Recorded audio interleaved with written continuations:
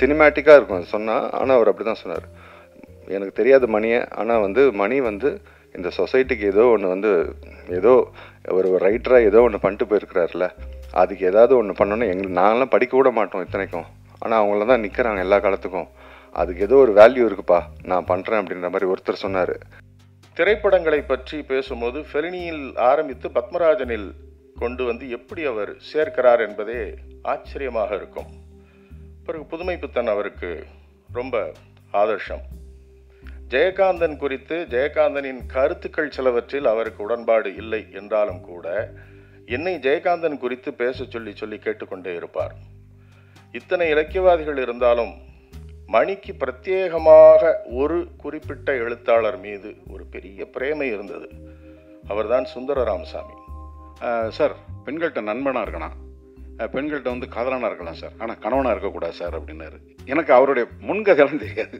ஏன் கணவனாக இருந்தால் நம்ம எதிர்பார்க்குறோம் சார், நண்பனாக இருந்தால் காதலாக இருந்தால் கொடுத்துக்கிட்டே இருக்கோம் சார், அப்போ பெண்கிட்ட நம்ம எப்படி சார் இருக்கணும் அப்படின்னு எனக்கு ரொம்ப நேரமாக இவர் என்ன கருத்தை சொல்ல வர்றாரு. கணவனாக இருந்தால் கேட்போம், காதலனாக இருந்தால் நண்பனாக இருந்தால் கொடுப்போம். ஆனால் ஒரு வரியில் என் வாழ்க்கையை நீ வாழ்வதா, அது எப்படி நியாயம் என்று எழுதியிருந்தார். அந்த ஆளுமையின் பெயர் இளையராஜா. நான் இளையராஜாவை சந்திப்பதற்கு மணியை அழைத்த போது அவர், நான் சூரிய நமஸ்காரம் செஞ்சுக்கிறேன், பக்கத்தில் வந்தால் பொசுங்கிடுவேன், என்னை கூப்பிட்டு போயிடாதீங்கன்னு சொன்னார்.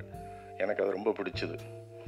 ஏன்னா என்னை மதிக்கிறதா நடிக்கிற நிறைய பேர் இளையராஜாவை பார்க்குறதுக்கு இவன் கூப்பிட்டு போவாங்கிறதுனாலே என்னை மதிப்பாங்க. அவர்களுக்கு மத்தியில் நான் கூப்பிட்டும் அவர் வரதுக்கு மறுத்தார். இருக்குல்ல, சுய விமர்சனத்துக்குள்ளே கூட ஒரு விஷயத்தை வந்து யாப்பா தப்பாக கூட இருக்கும், அந்த தப்பு நீ எல்லாம் என்கிட்ட தைரியமாக சொல்லிடுறான், என்னை நீ பாராட்டணுன்ற அவசியம் இல்லை அப்படிங்கிறத ஒருத்தன் வலியுறுத்திக்கிட்டே இருக்கணும்ல ஒவ்வொரு நிமிஷமும். அது ஒருத்தனுடைய தனி குணம் தானே. அது மணிகிட்ட எனக்கு பிடிச்ச விஷயம். தமிழ்ல தி பெஸ்ட் முதல் எடிட்டர் வந்து எம்ஜிஆர்னு சொல்லுவார். எங்ககிட்ட சொல்லுவார். எனக்கு ரொம்ப ஷாக்காக இருக்கும். என்னங்க சொல்கிறீங்கன்னு கேட்டால், வாங்க காட்டுறேன் அப்படின்னு உடனே உலகம் சுற்றும் வாலிபன் படத்தை போட்டு காட்டுவார். எப்படி போது பாருங்க, பரப்பரன்னு சொல்லுவார். ஆச்சரியமாக இருக்கும். அதே மாதிரி யார் மாஸ்டர்னு பாருங்க, என்ன பெரிய வந்து கிராண்ட் பட்ஜெட் படம் பண்ணுறாங்க, என்னங்க சொல்கிறீங்கன்னா வாங்க அப்படின்னு பிஆர் பந்தலோட கரண் எடுத்து படத்தை போட்டு கட்டுவார். என்ன 1.5 மணிக்கு ஆனுவானுங்க அந்த காலத்துல இருந்து அப்படின்ட்டு. மிஷ்கின் சார் வந்து அவர் இறந்த அன்னிலேருந்து இன்னைக்கு வரைக்கும் ரொம்ப அமைதியாக, ஆர்ப்பாட்டமே இல்லாமல், என்ன சொல்கிறது, ஒரு ஜென் துறவி மாதிரி அமைதியாக சில விஷயங்கள் பண்ணிகிட்ருக்காரு அந்த குழந்தைக்கும் அந்த ஃபேமிலிக்கும்.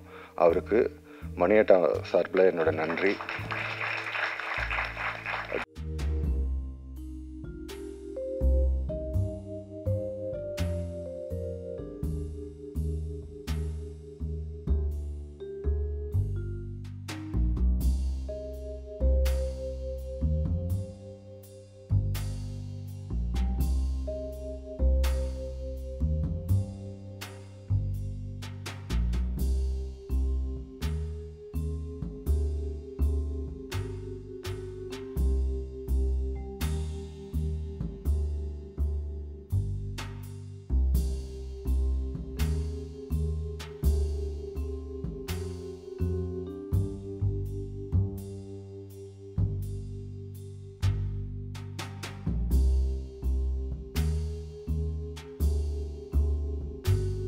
கிளாஸ் மாதிரி தான் இருக்குது. அவரோட ஸ்பீச்சே எப்போவுமே வந்து ஒரு மாஸ்டர் கிளாஸ் தான்.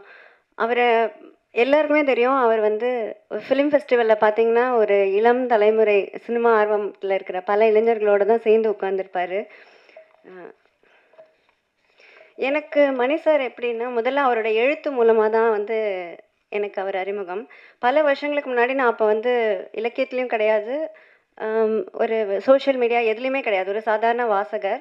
அப்போது ஒரு புக் ஃபேரில் வந்து எனக்கு வந்து யாவரும் பதிப்பகத்தில் எப்பவும் போல் வருவோம் இல்லையா, வருஷம் அப்படி வரும்போது எனக்கு வந்து அந்த மணி சாரோட ஃபஸ்ட்டு புக்கு மீசையில் கருப்பெழுதும் தினங்களின் காஸ்மிக் நடனம், அந்த டைட்டிலே பாருங்கள், மணி சாரோட புக்கோட டைட்டில் எல்லாமே புதுசாக தான் இருக்கும். அந்த புக்கு வந்து எனக்கு வந்து அந்த யாவரம்லேருந்து புது ரைட்டர் அப்படின்னு சஜஸ்ட் பண்ணுறாங்க. நானும் வாங்கிட்டு போகிறேன். அது போய் படிக்கும்போது எனக்கு வந்து ரொம்ப, இப்போ இந்த இலக்கியத்தில் அதிர்வு ஏற்படுத்தணும்னு சொன்னார் இல்லையா, அது மாதிரி எனக்கு பயங்கர ஷாக்காக இருந்தது. ஏன்னா அது வந்து அது வரைக்கும் நான் பார்த்த எழுத்துலேருந்து டோட்டலாக மாறுபட்டு அப்படியே ஒரு ராவான எழுத்தாக இருந்தது. இதுதான் இப்படி தான் இருக்கும் யதார்த்தம் அப்படின்னு நம்ம மூஞ்சில் அரைகிற மாதிரியான அப்பட்டமாக எல்லாத்தையுமே சொல்கிற ஒரு எழுத்தாக அவரோடது இருந்தது. அதுக்கப்புறம் நான் அவரை முகநூலுக்கு வரேன், நான் அவரை ஃபாலோ பண்ண ஆரம்பித்து ஃப்ரெண்ட் ஆகி எல்லாமே வந்து ஒரு மேஜிக்கல் மூமெண்ட்டாக இப்போ எனக்கு மெமரிஸில் இருக்குது. இப்போ வந்து சிறப்பு விருந்தினர்களை மேடைக்கு அழைக்கும் தருணம்.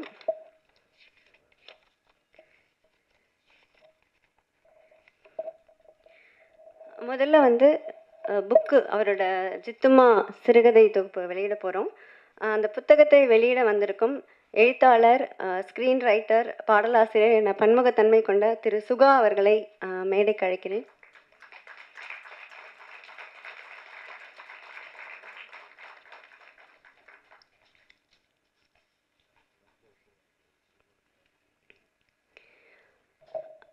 நைன்டி 99 கிலோமீட்டர் ரெஸ்டாரண்ட் நம்ம எல்லாருமே போகும்போது, சென்னையிலேருந்து போகும்போது கண்டிப்பாக அதை தாண்டி தான் போவோம்.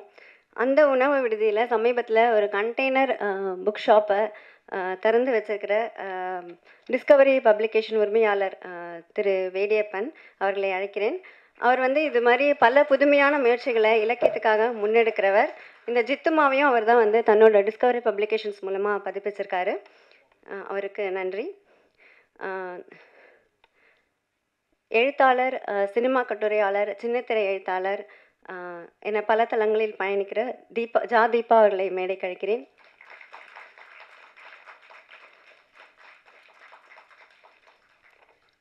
கவிஞர், எழுத்தாளர், லாந்தர் ஆர்ட் என்டர்டெயின் மூலம் பல இலக்கிய சினிமா நிகழ்வுகளை முன்னெடுத்து நடத்துகிற பாலைவன லாந்தர் அவர்களை மேடை கழிக்கிறேன்.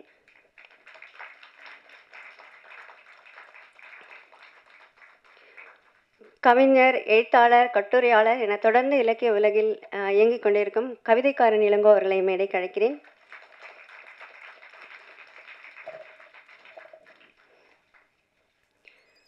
உயர் நீதிமன்ற வழக்கறிஞர், எழுத்தாளர், பேச்சாளர் என பல தளங்களில் இயங்கிக் கொண்டிருக்கிற எங்கள் அன்புக்குரிய சுமதி மேமை மேடைக்கு அழைக்கிறேன்.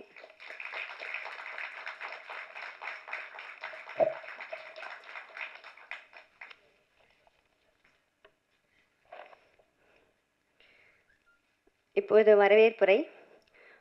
மணி சாரோட நெருங்கிய நண்பர் இயக்குனர் நாகராஜன் அவர்களை வரவேற்புரை வழங்க மேடை கழிக்கிறேன். மேடையில் அமர்ந்திருக்கும் சிறப்பு அழைப்பாளர்கள் மற்றும் இங்கு எம்கே மணி அவர்களின் சிறுகதை தொகுப்பு வெளியீடு மற்றும் 1ஆம் ஆண்டு நினைவு தினத்தை சிறப்பிக்க வந்திருக்கும் அனைவரையும் வருக வருக என வரவேற்கிறேன். கடைசியாக வந்து லாஸ்ட் இயர் மணி அவர்களோட நினைவு கூட்டம் நடந்தது, டிஸ்கவரி புக் பிளாஸ்லாம் நினைக்கிறேன். அதில் தான் வந்து மணியோட நண்பர்கள் எல்லாரும் கலந்துக்கிட்டோம். மணி அவர்களை பற்றிய நினைவுகளை எல்லாரும் ஷேர் பண்ணிக்கிட்டோம். அதுக்கப்புறம் இந்த கூட்டத்துக்கு வந்திருக்கீங்க எல்லாருமே. உங்களை பார்க்குறதுல திருப்பி நம்ம மணியை பற்றி பேசுகிறதுல அதுவும் ஒரு வருஷம் இப்போ நடந்தது மாதிரி இருக்குது, ஓடிச்சேன்றது வந்து ரொம்ப ஆச்சரியமாக இருக்குது.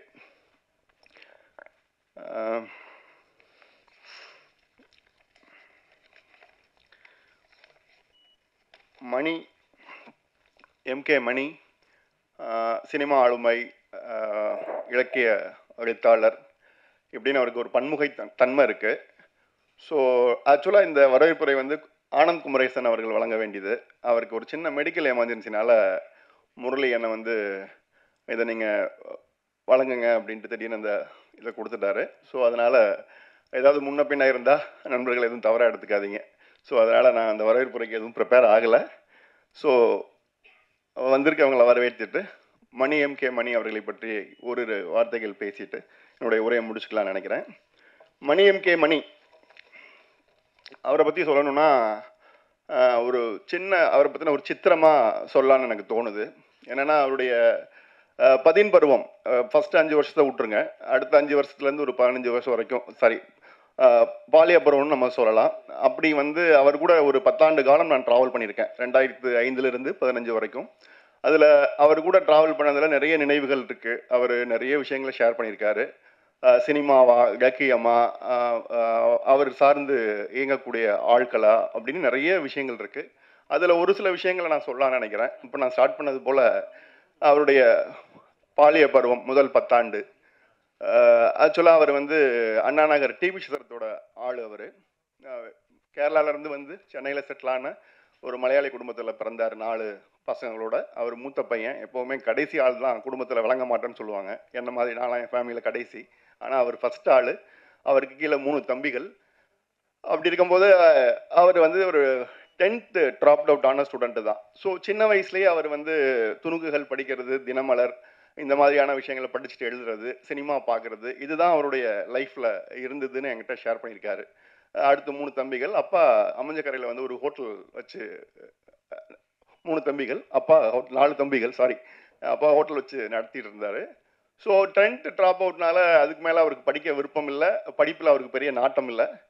அதுக்கப்புறம் அவங்க அப்பா வந்து டெய்லரிங் ஷாப்புக்கு காஜா பட்டன் போடுறதுக்காக தன்னை அனுப்புனாரு அப்படின்னு அங்கேருந்து அவருடைய வாழ்க்கை பயணத்தை வந்து எனக்கு பல விஷயங்களை ஷேர் பண்ணியிருக்காரு. ஸோ அந்த 10 ஆண்டு காலம் வந்து இப்படியே போயிடுச்சு. 5 வயசுலேருந்து 15 வயசு வரைக்கும் ஒரு 10 பருவத்தில் ஸ்கூல் ட்ராப் அவுட்டு, ஒன்லி படிக்கிறது, படம் பார்க்கறது.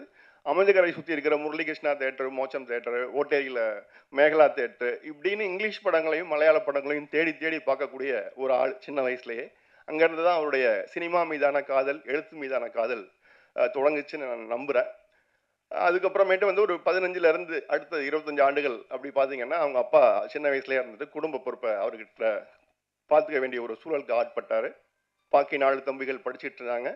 அவர் வந்து அங்கேருந்து ஒரு 15 வயசுலேருந்து 25 வயசு வரைக்கும் வேலைகள் செய்து கொண்டு தம்பிகளை படிக்க வைத்து கொண்டு குடும்பத்தை பார்த்து கொண்டு இருந்தார். அப்புறம் அடுத்த 10 ஆண்டுகள் பார்த்தீங்கன்னா இந்த இடைப்பட்ட காலத்தில் அவர் சினிமாவையும் இலக்கியத்தையும் விடவே இல்லை. அடுத்த 10 ஆண்டு பார்த்தீங்கன்னா ஒரு 25 வயசுலேருந்து 35 வரைக்கும் அவருடைய பாலியகால நண்பர்கள், 17 நண்பர்கள் எல்லாமே இப்போ குடும்ப நண்பர்கள் எல்லாமே இங்கே வந்திருக்காங்க. இவங்க எல்லாருமே அண்ணா நகர் டிபி சித்திரம் பகுதியை சார்ந்தவர்கள். ஒரு 25 வயசுலேருந்து 35 வயசு வரைக்கும் பார்த்தீங்கன்னா டிபி சித்திரத்தில் ஒரு மெட்ரிகுலேஷன் ஸ்கூல் இருந்தது. அது அவங்க நண்பர்களுக்கு நல்லாவே தெரியும். அங்கே தான் ஒரு ஸ்கூல் அட்மினாக போகிறார். அட்மின்னா கிட்டத்தட்ட அது ஒரு எலிமெண்டரி ஸ்கூல், மெட்ரிகுலேஷன் ஸ்கூலு. அங்கே வந்து கிட்டத்தட்ட அவர் தான் ஹெச்எம், அட்மின் மாதிரி. அதில் நிறைய வந்து விமன் டீச்சர்கள், எலிமெண்டரி ஸ்கூல்லாம் தெரியும் இல்லையா, பொதுவாக வந்து மிஸ்ஸஸ் தான் ஜாஸ்தியாக வருவாங்க. அங்கே ஒரு 10-12 பேர் கிட்ட டீச்சர்ஸ். ஸோ இவர் தான் கிட்டத்தட்ட ஒரு ஹெச்எம் மாதிரியும் அட்மினிஸ்ட்ரேஷன் பண்ணுறது மாதிரியான ஒரு சூழல் ஏற்பட்டிருக்காரு. ஸோ அதனால் அவங்க கூட எல்லாமே அவங்களுடைய சுக துக்கங்கள், நல்லது கெட்டது, ஆல்மோஸ்ட் எல்லாருமே ஒரு மேரேஜ் ஆகிற ஏஜில் தான் அங்கே வந்து ஒர்க் பண்ணுவாங்க. ஸோ அவங்களுடைய காதல்களை அப்படி அந்த பெண்கள் எல்லாருமே வந்து மணி மீது ஒரு க்ரஷ் இருக்கும். லவ்வும் இல்லாமல் ஃப்ரெண்டும் இல்லாமல் ஒரு க்ரஷ்ன்னு சொல்லுவாங்க இல்லையா, அந்த மாதிரியான ஒரு க்ரஷ் அவர் மேலே இருந்ததையும் சொல்லியிருக்காரு. அந்த ஏரியாவில் டிபி சித்திரம் அந்த ஸ்கூலில் வந்து கிட்டத்தட்ட அங்கே உள்ள ஆண்களுக்கு எல்லாமே அவர் வந்து ஒரு என்விடி வரக்கூடிய ஆளாகவும், மற்ற பெண்களுக்கு எல்லாமே ஒரு ஹீரோவும் தான் அவர் இருந்து அவர் சொன்னதில் வச்சு நான் இப்போ இன்னைக்கு கெஸ் பண்ணி அதை பேசுகிறேன். அப்படி அந்த எல்லா பெண்களும் அவர் மீது அளவு கொண்ட ஸ்னேகத்தில் இருந்திருக்காங்க. தங்களுடைய எல்லா கஷ்டம், எல்லா நல்லது கெட்டு மணியாட்டின அந்த பையனை லவ் பண்ணுறன்னு வரைக்கும் எல்லாத்தையுமே பர்சனலாக பேசக்கூடிய ஒரு ஆளாகவும் இது வந்து அங்கே ஒரு 10 ஆண்டு காலம் இருந்திருக்காரு. அப்புறம் ஒரு சூழலில் அங்கேருந்து பெரியார் பாதைக்கு வராரு, சூளைமேடு. அங்கே தான் அவர் வந்து ஒரு 35 வயசுலேருந்து லாஸ்ட்டாக இறுதி வரை பெரியார் பாதை சூளைமேட்டுக்கார ஆளாவே சென்னையில் இருந்தார். இதில் எனக்கு அவர் 35 வயசுலேருந்து 45 வயசு கட்டத்தில் ஒரு 2005லேருந்து 2015 வரைக்கும் ஒரு 10 ஆண்டு காலம் தொடர்ந்து அவர் கூட ட்ராவல் பண்ணியிருக்கேன். சவுத்லேருந்து இல்லை வெளியிலேருந்து சென்னைக்கு ட்ராவல் பண்ணி வர்றவங்க முக்கியமாக சுகானன் இருக்கார். திருநெல்வேலிக்காரங்க வந்து அவ்வளோ ஈஸியாக சென்னை வாசிகளாக மாற மாட்டாங்க. முக்கியமாக வள்ளி கடை வச்சுருக்க அண்ணாசிகள்லாம் வந்து ஒரு ஜென்ரேஷனே ஆனால் கூட அவங்கெல்லாம் ஊர்க்காரங்க தான். மற்ற ஏரியாக்கள்லேருந்து வரவங்க கூட ஓரளவுக்கு அடாப்ட் ஆகிடுவாங்க. அந்த மாதிரி தான் நானும் சவுத்லேருந்து மதுரை ஏரியாவிலேருந்து என்னென்ன உண்மைதானே, அந்த மாதிரி தான் நான் பரமக்குடிக்காரன். ஸோ அப்படி தான் நான் சென்னைக்கு 2000 வந்து காலேஜ் முடிச்சுட்டு வந்தேன். அப்படி முடிச்சு வந்த என்ன வந்த உடனே ஒரு ஆக்சிடென்ட்டில் அவர் இண்டோ சினி ஃபிலிம் அப்ரிசியேஷன் ஃபவுண்டேஷனில் தான் நான் அவர் ஃபஸ்ட் டைமாக பார்க்குறேன். நான் ஆல்ரெடி ஷேர் பண்ணியிருக்கேன் மணியை பற்றிய நினைவுகளில். ஸோ அப்படி ஃபஸ்ட்டு பார்த்து அன்னைக்கு தொடங்கின ட்ராவல் அவர் கூட. ஸோ அங்கிருந்து அவர் கூட நான் ட்ராவல் பண்ணது படமாக இருக்கட்டும், நிறைய ஃபிலிம் ஃபெஸ்டிவலாக இருக்கட்டும், நிறைய ஊர் சுற்றுலாக இருக்கட்டும், நிறைய ட்ராவலாக இருக்கட்டும், இப்படி எல்லா இடங்களையும் பயணம் பண்ணியிருக்கேன். நான் முதல் அவருடைய லைஃப்பை ஏன் 10 ஆண்டாக பிரிச்சேன்னா, இந்த இன்புட்டின்னு வர்ற 10 ஆண்டில் அவர் என்கிட்ட சொன்ன கதைகள் ஏராளம். அப்படி திடீர்னு வாங்க அப்படின்னு கூப்பிடுவார், போய் நிற்கும், பைக்கில் போய் நிற்பேன், போகலாம் அப்படிம்பார். டக்குன்னு போனால் எங்கள் டிப்ஸ் தர ஒரு எண்டில் வந்து ஏதாவது டெத்து வீடாக இருக்கும். அங்கே போய் உட்காந்து எந்த டெத்து வீட்டுக்கும் போய் அவர் ஃபீல் பண்ணி பேசியோ கையை பிடிச்சி பேசியோ நான் பார்த்ததே கிடையாது. போனால் பிரசாதன வீட்டில் ஒரு நிகழ்வுனா அங்கே போய் அவர்கிட்ட பேசிட்டு சைடில் வந்துடுவோம். அங்கே வேற ஒரு கதையை தான் நாங்கள் பேசிகிட்டு இருப்போம். அப்படி ஒரு டெத்து திடீர்னு வாங்கம்பார். போனால் ஒரு அவருடைய ஸ்கூலில் ஒர்க் பண்ண ஒரு டீச்சரோட பொண்ணுக்கு குழந்தை பிறந்திருக்கு, வாங்க பார்க்க போகலாம் அப்படின்னு கூப்பிட்டு போவார். அங்கே போனால் ஒரு சென்னையோட வேற ஒரு கவர்மெண்ட் ஹாஸ்பிட்டலில் ஒரு விஷயத்த நமக்கு பார்ப்போம். இப்படி சில நாள் எனக்கு தோணுவது கூட உண்டு, என்ன எதுக்கு எடுத்தாலும் கூப்பிடாரு, இது ஒரு மாதிரி டிரைவர் வேலை மாதிரி இருக்கு அப்படின்னு கூட நான் எண்ணியது உண்டு. அது அன்னைக்கு. இன்னைக்கு அதை ரீகால் பண்ணி பார்க்கும்போது வேற ஒரு விஷயம், சென்னையோட எளிய மனிதர்களோட வாழ்க்கையை, சென்னையோட எளிய மனிதர்களுடைய லைஃப்பை எப்படி நமக்கு வந்து வேற ஒரு விஷயமா நமக்கு வந்து கற்றுக் கொடுத்துருக்காரு அப்படின்னு. தண்ணி வேணும். இப்போ பார்க்கும்போது எனக்கு அதெல்லாமே தோணுது. அப்படி இப்படி பல நிகழ்வு இருக்கு அந்த மாதிரி பேசுறதுக்கு.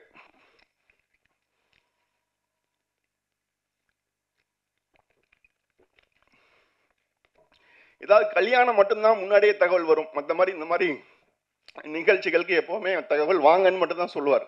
அங்கே போய் நின்னாதான் அங்கே என்னன்னு நம்ம புரிஞ்சுக்க முடியும். அப்படி பல சம்பவங்கள் இருக்கு. சென்னையோட ஆட்களை கானாலாம் நான் சினிமாவில் பார்க்கல. அவர் கூட போகும்போது நெப்போலியன் ஒருத்தர் இருக்காரு, அவர் வந்து இது வில்லிவாக்கத்துக்காரரு. அவர் கூட போய் உட்காந்து ஏதாவது ஒரு ஈவினிங்கில் வந்து குடியை ஸ்டார்ட் பண்ணால் அவர் அப்படியே நெப்போலியன் பாட ஆரம்பிப்பு, தென்பாண்டி சீமையிலேனே ஆரம்பிப்பார். அன்னைக்கு நைட்டு ஃபுல்லாக ஒரே இளையராஜா பாட்டாக போகும். அப்படிதான் எனக்கு சென்னையோட எளிய மனிதர்களுடைய விஷயத்த, லைஃப்பை, குடிய, இங்க இருக்கிற மனுஷங்களுடைய ஆன்மாவை, இப்படி பல விஷயங்கள் நான் சொல்லிக்கிட்டே போகலாம். அந்த மாதிரி தான் எனக்கு. நான் சென்னை வந்த உடனே 2-3 வருஷத்துல என்னை சென்னை வாசியா மாத்திட்டாரு. நான் ஊருக்கு போனேன்னா எனக்கு நான் பேசுற ஸ்லாங் வந்து நீ மலையாளி மாதிரி பேசுறே இல்லைங்க, இல்லை நான் ஊர்க்காரன்னு சொன்னாலும் யாரும் நம்ப மாட்டாங்க. அந்த மாதிரி ஒரு டோன் தான் எனக்கு பொதுவான டோனாக மாறிடுச்சு. அது மணி அவர்களுடைய சுத்தினால வந்தது. ஸோ இந்த மாதிரி பல நிகழ்வுகள் இருக்கு. பின்னாடி இருக்கிற விருந்தினர்கள் பேசணும். இன்னும் ஒரே ஒரு சம்பவத்தை மட்டும் சொல்லிட்டு நான் என்னுடைய வரவேற்பை முடிக்கிறேன். அவர் கூட சேர்ந்து பயணித்த இந்த 10 ஆண்டு காலங்களில் வந்து அப்போ அவரே நிறைய விஷயங்கள் பேசினாரு, ஒவ்வொருத்தரை பற்றி பேசினாரு. அதுல இருந்து ஒரு சின்ன விஷயத்தை மட்டும் நான் சொல்லி என்னோட உரையை முடிக்கிறேன்.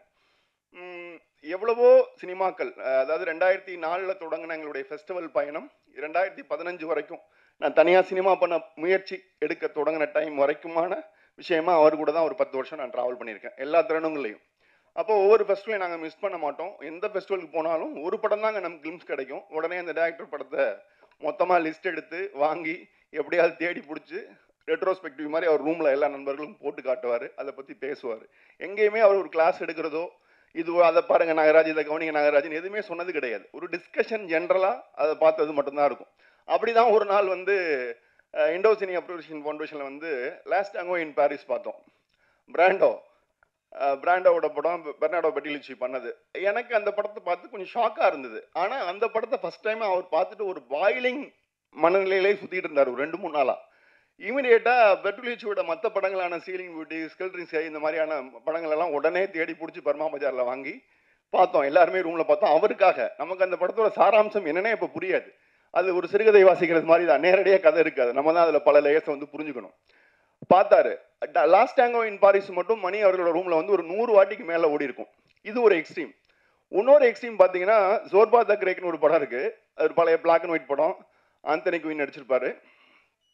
அந்த படம் வந்து அப்படியே சோர்பா த கிரேக்கு, சாரி லாஸ்ட் டேங்கோ இன் பாரிஸ்க்கு வந்து அப்படியே ஆப்போசிட் மனநிலையில் உள்ள படம். ஒரு கொண்டாட்டமான படம். ஆந்தனி குயின் அந்த மாதிரி ஒரு ரோல் பண்ணியிருப்பாரு.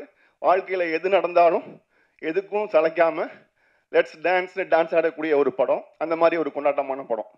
ஸோ இந்த 2 படமும் வந்து அவருக்கு ரொம்ப ஃபேவரட்டான படம். எவ்வளவோ படங்கள் அவர் பார்த்துருந்தாலும் ரொம்ப ஃபேவரட்டான படம். நிறைய அந்த 10 ஆண்டு காலங்கள் நாங்கள் சினிமா நண்பர்கள், ஃபெஸ்டிவல் நண்பர்கள். அதுக்கப்புறம் 2014-15 காலத்தில் 10க்கு அப்புறம் இணைய வந்ததுக்கப்புறம் இதில் இப்போ வந்திருக்க இப்போ பாதி பேர் வந்து மணி எம்கே மணி அப்படின்னு ரைட்டர்னு அவர் வெளியுலகத்துக்கு தெரிஞ்சதுக்கு அப்புறம் ஃபேஸ்புக் மூலமாக முதல்ல எழுத ஆரம்பித்தார். சுழல் ரைட்டர்ஸ் பிளாக் ஸ்பாட் வச்சு அவருடைய சிறுகதைகள் வந்தது. நான் நண்பர் முரளி எல்லாம் அவருடைய சிறுகதை எப்படியாவது புக்காக போட்டு அவர் வெளியே கொண்டு வந்துடணும் எவ்வளோ முயற்சிகள் எடுத்தோம். எங்கள் லெவலில் வந்து அது எப்பவும் நடக்கவே இல்லை. அவருக்கான ஓப்பனப்பை, அவருக்கான வேலையை அவர் ஃபேஸ்புக் மூலமாக வந்து திறந்து வச்சார். ஸோ அப்படி தான் அவருடைய முதல் புஸ்தகமான மீசையில் கருப்பொழுதும் பொண்ணு தினங்களில் காஸ்மிக் நடனம் பதரச வெளியீடாக வந்தது. அந்த புக்கு வந்த உடனே அவருக்கான வாசகர்கள் பரப்பா இலக்கிய ஆளுமைகள் அவரை மீட் பண்ணுறதா, இல்லை அவர் போய் தேடி பார்க்குறதா. அந்த சேம் டைம் அந்த புக்கு வெளியிடுறதுக்கு கொஞ்ச நாளுக்கு முன்னாடி தான் சுகானன் அவர் முதல்ல சந்திக்கிறாரு, பேச ஆரம்பிச்சாரு. ஸோ எங்கள் வட்டத்துக்குள்ள ஒரு 10 வருஷமா பேசி பேசி பேசி பேசி எங்கள் மண்டையில் நிறைய விஷயத்த இன்சர்ட் பண்ண ஒரு ஆள் மெல்லமாக அப்படியே வெளியுலகத்துக்கு வந்தது அந்த டைம் தான். அதுலேருந்து நடந்தது எல்லாமே இங்கே இருக்கிற எல்லாருக்குமே தெரியும். அவர் இணையத்தில் எங்கே ஆரம்பிச்சதுக்கப்புறம் ரைட்டராக வெளிவந்ததுக்கு அப்புறமேட்டி உள்ள விஷயங்கள் எல்லாமே. ஸோ மணி எப்போவுமே அவரே பேசுனது மாதிரி கட்டிப்படித்தனம் இல்லை பிளாஸ்டிக்காக உள்ள விஷயங்கள் ஒரு விஷயம், அது இலக்கியமாக இருக்கட்டும் சினிமாவாக இருக்கட்டும், சோல்ஃபுல்லாக இல்லை அப்படின்னா இது போலியாக இருக்குது, இது பிளாஸ்டிக்காக இருக்குது அப்படின்றத வந்து ரொம்ப ஈஸியாக அடையாளம் காணுவார். ஒரு சினிமாவை நாங்கள் பார்த்தோன்னா நான் இங்கிலீஷ் சப்டைட்டில் டிரான்ஸ்லேஷனை ஃபாலோ பண்ணிக்கிட்டே வருவேன். அவருக்கு இங்கிலீஷும் ஃபுல்லாக புரியாது. வெளியே வந்து பார்த்தா நாங்கள் பேசுகிறத விட அவர் உள்வாங்கி வச்சு எங்ககிட்ட சொன்ன விஷயங்கள் வந்து நிறைய. ஸோ அந்த மாதிரியான ஒரு ஆளுமை அவர்.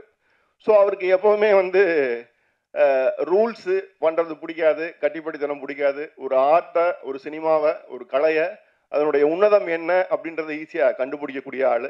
ஸோ நான் முன்னாடி சொன்னது மாதிரி அவருடைய பாலிய பருவத்திலிருந்து இப்போ நமக்கு லாஸ்ட் இயர் நம்மை விட்டு மறைந்த அந்த காலம் வரைக்கும் அவருடைய வளர்ச்சின்றது அவருக்கு கிடைச்ச ஸ்பேஸில், அவருக்கு கிடைச்ச சூழலில், அவர் கற்றுக்கிட்ட விஷயங்கள், படித்த விஷயங்கள், சினிமா பற்றின பார்வை, இது வந்து மிக மிக பெருசு.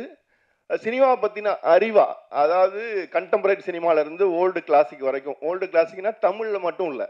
இப்போ சிம்பிளாக ஒரு எக்ஸாம்பிள் சொன்ன போனால், தமிழில் தி பெஸ்ட்டு முதல் எடிட்டர் வந்து எம்ஜிஆர்னு சொல்லுவார். எங்ககிட்ட சொல்லுவார். எனக்கு ரொம்ப ஷாக்காக இருக்கும். என்னங்க சொல்கிறீங்கன்னு கேட்டால், வாங்க காட்டுறேன் அப்படின்னு உடனே உலகம் சுற்றும் வாலிபன் படத்தை போட்டு காட்டுவார். எப்படி போது பாருங்க, பரப்பரன்னு சொல்லுவார். ஆச்சரியமாக இருக்கும். அதே மாதிரி யார் மாஸ்டர்னு பாருங்க, என்ன பெரிய வந்து கிராண்ட் பட்ஜெட் படம் பண்ணுறாங்க, என்னங்க சொல்கிறீங்கன்னா வாங்க அப்படின்னு போய் பிஆர் பந்தலோட கரண் எடுத்து படத்தை போட்டு கட்டுவார். என்ன 1.5 மணிக்கு ஆணுவானுங்க அந்த காலத்துலேருந்து அப்படின்ட்டு. தமிழில் மட்டும் இல்லை, இப்படியே வந்து நம்ம இது யூரோப்பியன் மாஸ்டர்ஸ் பற்றி சொல்லுவார். கட் பண்ணால் அப்படியே ஜப்பானிய மாஸ்டர்ஸ் பற்றி பேசுவார். டக்குன்னு வந்து சைனீஸ் மாஸ்டரை பற்றி பேசுவார். அப்படியே பக்கத்து ஸ்டேட்டான கேரளாவை பற்றி பேசுவார்.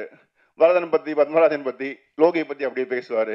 அது மட்டும் இல்லாமல் அப்படியே போனீங்கன்னா நீங்கள் கன்னடத்தில் கிரீஷ் கர்நாடை பற்றி பேசுவார், கிரீஷ் காசரவழி பேசுவார். இப்படின்னு அவருக்கு கிடைச்ச ஸ்பேஸில் அவர் வந்து படிக்க ஆரம்பித்து, எழுத ஆரம்பித்து, வளர ஆரம்பிச்ச ஸ்பேஸில் இருந்து, பத்திரிகைகள் வெளியே தெரிஞ்சுக்கிட்ட நாலேஜிலேருந்து கடைசியாக இப்போ ஒரு லாஸ்ட் இயர் மறையிற வரைக்கும் அவர் கற்றுக்கிட்டு தன்னையும் எக்யூப் பண்ணிக்கிட்டு அவர் கற்றுக்கிட்ட விஷயத்த வந்து ஏராளம். அதில் ஏதோ கொஞ்சம் தான் என்ன மாதிரி ஆட்கள் அவர்கிட்ட இருந்து ரிசீவ் பண்ணியிருக்கோம். இப்போ எதை பார்த்தாலும், சமீபத்தில் ஒரு படம் வந்தது மலையாளத்தில், ரேகா சித்திரம்னு ஒரு படம் வந்தது. அதில் காதோடு காதாரம்னு அவங்க பண்ண ஒரு பழைய கிளாசிக்கை கம்பேர் பண்ணி ஒரு திரைக்கதையை அமைச்சிருப்பாங்க. அது பத்மநாதன் படம்.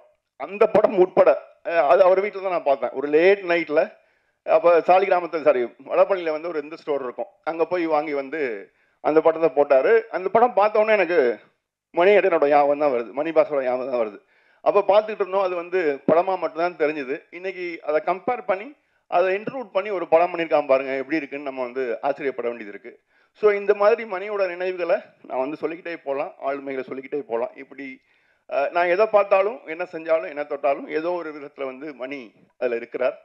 நான் ஏற்கனவே 2 படம் சொன்னேன், last tango in Paris and Zorba the Greek. இது ஏன் சொன்னேன் அப்படின்னா, அதில் இருக்கிற, அதாவது காட்ஃபாதர் வந்த அதே டைமில் தான் பிராண்டோ உலகம் புறம் பிரமாதமாக நடிச்சிருக்காருன்னு பேசப்பட்ட அதே டைமில் தான் 1972 வந்து லாஸ்ட் டாங்கோ இன் பாரிஸ்லையும் பிராண்டோ நடிச்சிருக்காரு. அது உலகம் ஃபுல்லாக கான்ட்ரவர்சியான படம். சோர்பால் த கிரேக்கை சொன்னேன். எப்படி லாஸ்ட் டாங்கோ இன் பாரிஸில் ஒரு ஒரு ஒரு ஹீரோ ஒரு பொண்ணுக்கிட்ட தான் மனசை பறி கொடுத்துட்டு அவள் பின்னாடியே பாய்லிங் மனநிலையில் அலைஞ்சு கொண்டு செஞ்சுன்னு இருந்தானோ, மணிக்கு வாழ்க்கை வழங்கியது ஒரு பாய்லிங் கொதிப்பான மனநிலை தான். அதையே அப்படியே நம்ம இன்னொரு பேஸ் பண்ணோன்னா, ஜோர்பா த கிரீக்கில் இருக்க ஆண்டனி குயின்ஸ் பண்ண ஜோர்பா கேரக்டர் மாதிரி வாழ்க்கைகள் என்ன நடந்தாலும், எது நடந்தாலும் எப்போவுமே சந்தோஷமா இரு, சேஸ் ஆயிருன்னு சொல்லி கொடுத்த ஒரு ஆள் வந்து மணி. ஸோ அந்த மாதிரி தான் அவர் பாய்லிங் பாயிண்ட்டை தனக்குள்ளே வச்சுக்கிட்டு வெளியே எல்லா இடமுமே சந்தோஷமாகவும் கொண்டாட்டமாகவும் தான் வாழ்க்கையை பார்த்தாரு. அதுதான் அவருக்குள்ளே எடுத்து, அதுதான் அவருக்குரிய திரைக்கதைகள், அதுதான் ஒரு சினிமா, அதுதான் அவருடைய பாயிண்ட் ஆஃப் வியூ எல்லாமே. ஸோ இந்த மாதிரி தான் மணிகண்டனை நான் ரிசீவ் பண்ணியிருக்கேன். ஸோ அவர் இல்லாததை இந்த 1 year வந்து அவர் இன்னும் நம்மக்கிட்ட இல்லைன்றதை வந்து மனசை ஏற்றுக்கல. ஆனால் எதை எடுத்தாலும் அவர் தான் தெரிகிறாரு. ஸோ 1 வருஷம் ஆயிடுச்சு இந்த நினைவு தினத்தை விட்டு. இந்த முதல்ல வந்து இதை லாஸ்ட் டைம் பேசும்போது இந்த 1 yearக்குள்ளே வந்து அவர் நினைவு தினம் வரும்போது ஒரு அமௌண்ட்டாக கலெக்ட் பண்ணி அவர் ஃபேமிலிக்கும் ஒரு பாதுகாப்பாக செய்யணும் அப்படின்னு முரளி, நாங்கள் ஃப்ரெண்ட்ஸ் எல்லாருமே, சுகானன் உட்பட எல்லாரும் பேசினோம். அதுக்கு ஒரு 1 year எடுத்துக்கிட்டோம். அப்போது அந்த மேடையிலேயே வந்து ஒரு அமௌண்ட்டு ஃபிக்ஸ் பண்ணோம். இந்த மாதிரி வந்து பிரபஞ்சன் சாருக்கு வந்து இவ்வளோ வந்தது அப்படின்னு வேடியப்பன் சார் கூட சொன்னாங்க. நீங்கள் நினைக்கிற அமௌண்ட் வந்து பயங்கர ஹார்ட் கோர் அமௌண்ட்டு, அது வந்து ரிசீவ் பண்ணுறது ரொம்ப ரொம்ப கஷ்டம் அப்படிங்கிற மாதிரி சொன்னாங்க. பட் இங்கே வந்திருக்க நண்பர்கள், முரளி என்கிட்ட ஷேர் பண்ணிக்கிட்ட விஷயமான 250 ரூபா கொடுத்ததுலேருந்து லட்சம் வரைக்கும் கொடுத்த எவ்வளோ பேர் இருக்காங்க இங்கே, அதுலேயும் வந்திருக்காங்க. ஸோ அந்த மாதிரி இப்போ மணி அவர்களுக்கு வந்து அது ஒரு சேஃப்டி டெபாசிட் மாதிரி கலெக்ட் ஆகிருக்க விஷயமும், அவர் எவ்வளோ பெரிய ஆளுமையாக எல்லா லைஃப்லையும் கனெக்டடாக எல்லாருக்குமான ஆளாக இருந்திருக்காருன்றது வந்து தெரியுது. ஸோ அவர் நினைத்தை போட்டுருவோம். இந்த புஸ்தகத்தை வெளியிடுறதுக்கு உண்டான வந்திருக்கவங்கள இப்போ என்னுடைய உரையை முடிச்சுக்கிட்டு வரவேற்றேன். புஸ்தகத்தை வெளியிட்டு சிறப்புரை வழங்க வந்திருக்கும் அண்ணன் சுகா அவர்களை வருக வருக என வரவேற்கிறேன். சிறப்பு விருந்தினராக கலந்து கொண்டு இந்த புஸ்தகத்தை டிஸ்கவரி பேலஸ் மூலமாக வெளியிட விருப்பம் தெரிவித்து அதுக்குண்டான வேலை செஞ்ச திரு வேடியப்பன் அவர்களை வருக வருக என வரவேற்கிறேன். ஜாதீபா அண்ட் பாலைவனல் அந்தர் அவர்களையும் வருக வருக என வரவேற்கிறேன். கவிதைக்காரன் இளங்கோ சார் அவர்களையும் வருக வருக என வரவேற்கிறேன். நன்றி, வணக்கம். மணி சாருக்காக நன்றி. ஃபஸ்ட்டு இயக்குனர் நாகராஜன் அவர்களுக்கு. அவர் சொன்ன மாதிரி இங்கே இருக்கிற எல்லாருக்குமே மணி சார் கூட வந்து ஒரு நெகிழ்ச்சியான தருணங்கள் வந்து இருக்குது. மணி சாருக்காக இங்கே வந்திருக்கிற நடிகர் இளவரசு அவர்களை மேடை கழிக்கிறேன்.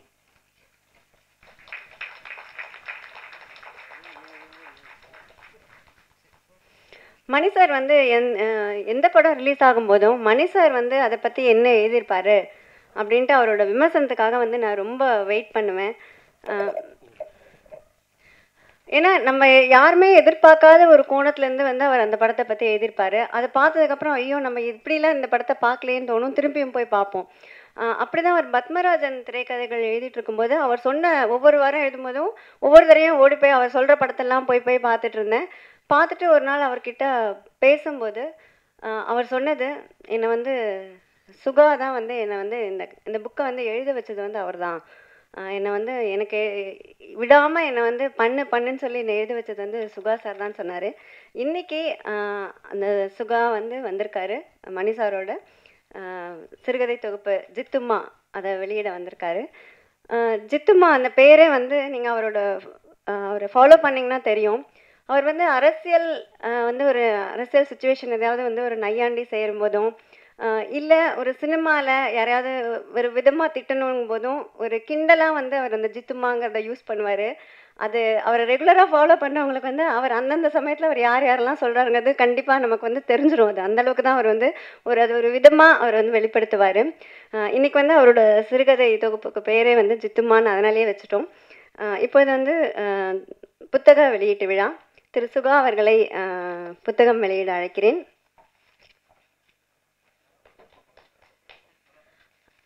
புத்தக முதல் பிரதியை பெற்றுக்கொள்ள மணியின் நெருங்கிய நண்பர் திரு வினோத் அவர்களை மேடை கழிக்கிறேன்.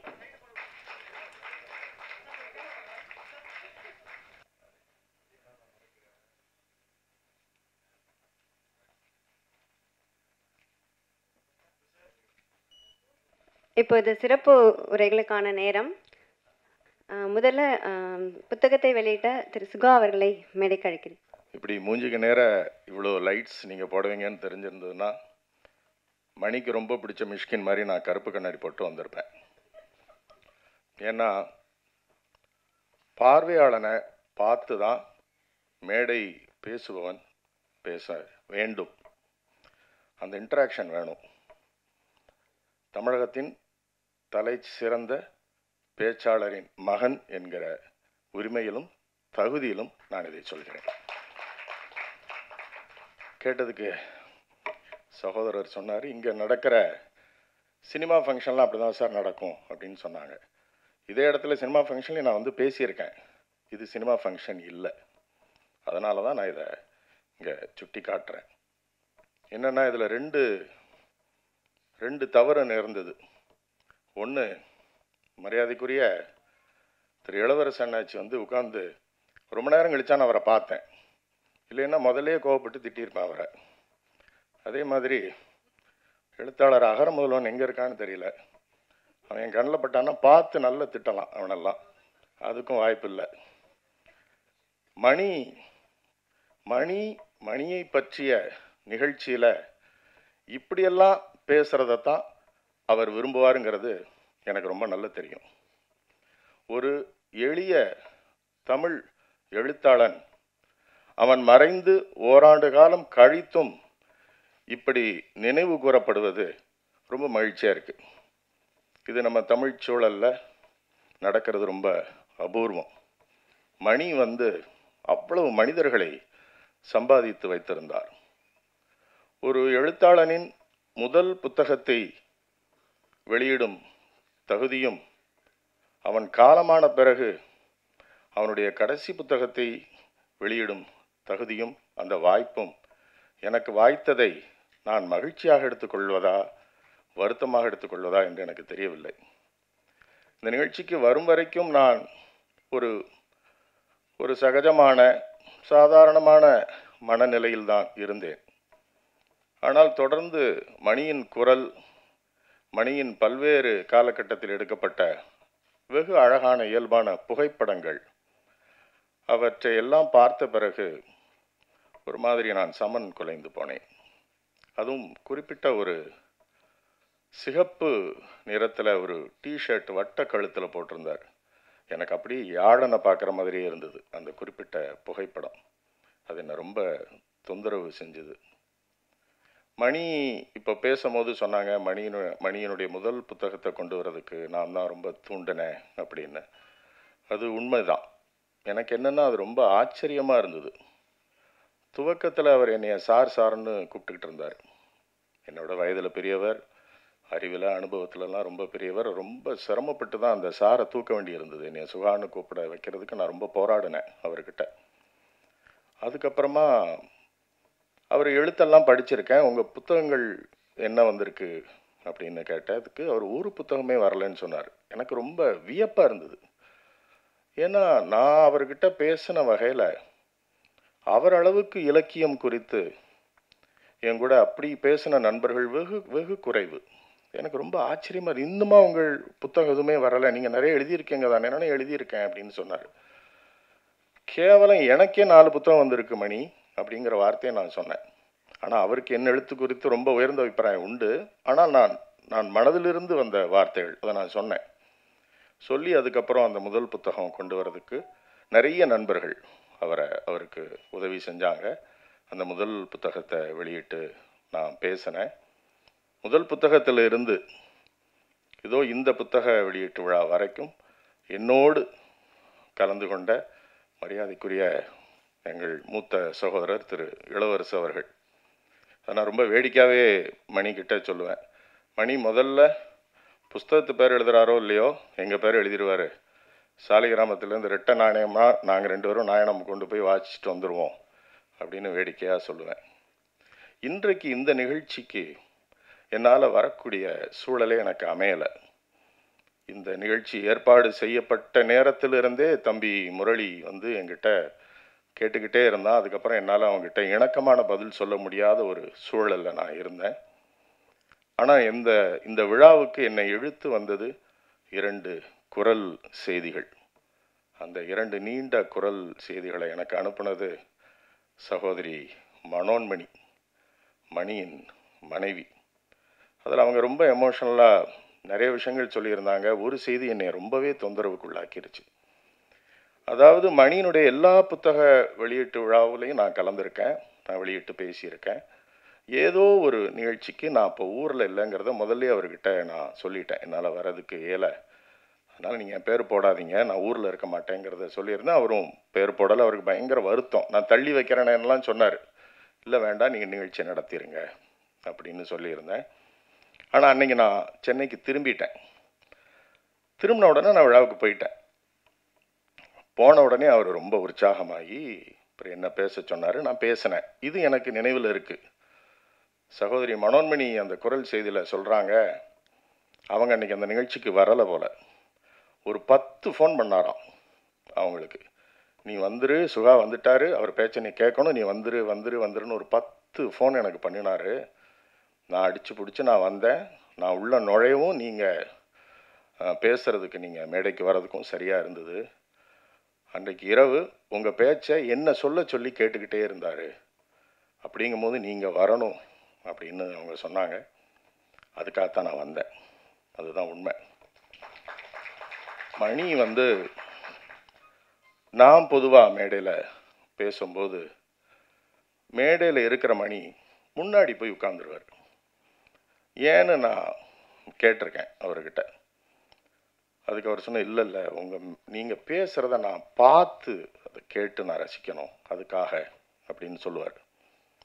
இன்றைக்கு இந்த அரங்கிலையுமே இத்தனை வெளிச்ச தொந்தரவுகளுக்கு இடையே மணி எங்கேயோ அமர்ந்து என்னுடைய பேச்சை பார்த்து கேட்டுக்கொண்டு இருக்கிறார் என்று நான் உறுதியாக நம்புகிறேன்.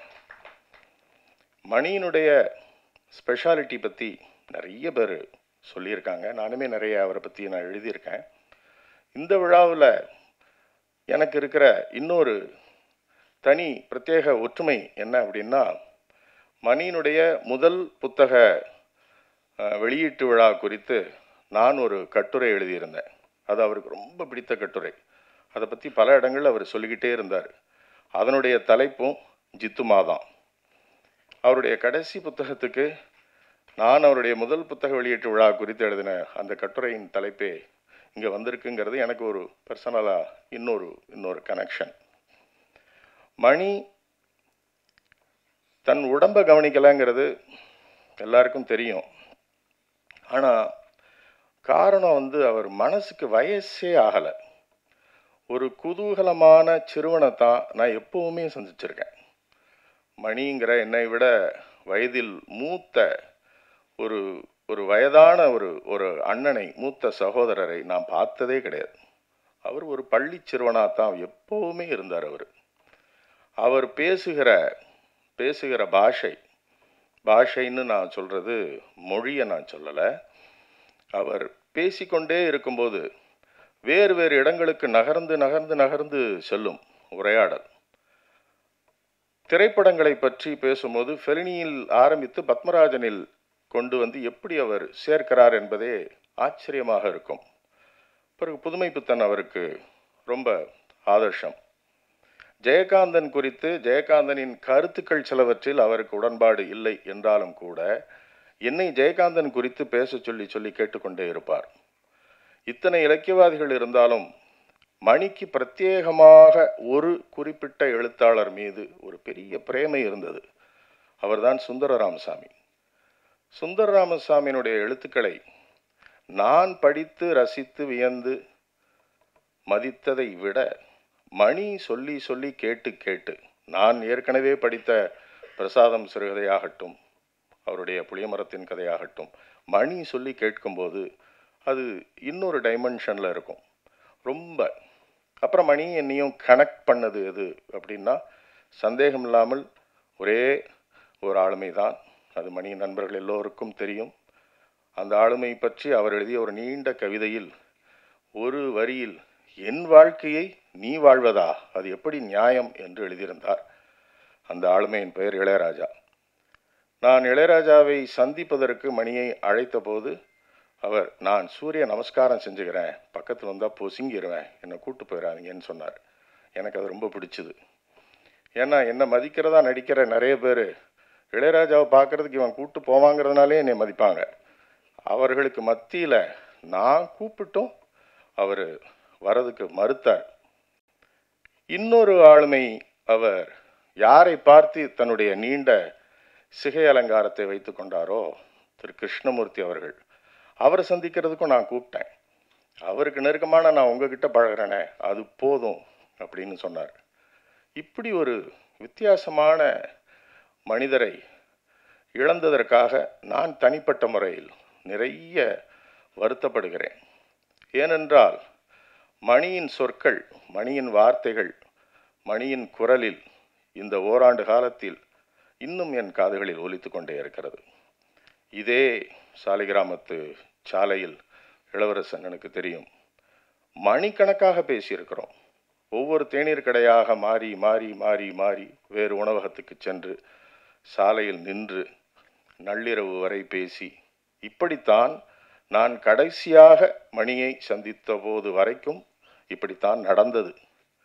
மணியின் வார்த்தைகள், மணியின் சொற்கள் புத்தகங்கள் வடிவிலும் இன்னும் இணையத்தில் அவர் எழுதியிருக்கிற ஆயிரக்கணக்கான லட்சக்கணக்கான சொற்கள் நம்முடனே இருக்கின்றன. அவற்றுடனே நாம் தொடர்ந்து மணியோடு தொடர்பில் இருப்போம். நன்றி. நன்றி சார். உங்கள் ஆத்மாத்மான உரையை நிச்சயமாக மணி சாரும் கேட்டுட்டு தான் இருப்பார். அனைவருக்கும் இனிய மாலை வணக்கம். வேடிப்பன் இளங்கோவையும் தீபாவையும் கூப்பிட்டீங்கன்னா யாரும் விற்க மாட்டாங்க, இப்போ புஸ்தகம் வாங்க மாட்டாங்க. மொத்தத்தையும் படித்து இப்படியே ஞாபகம் வச்சு பூராத்தையும் பேசுவாங்க.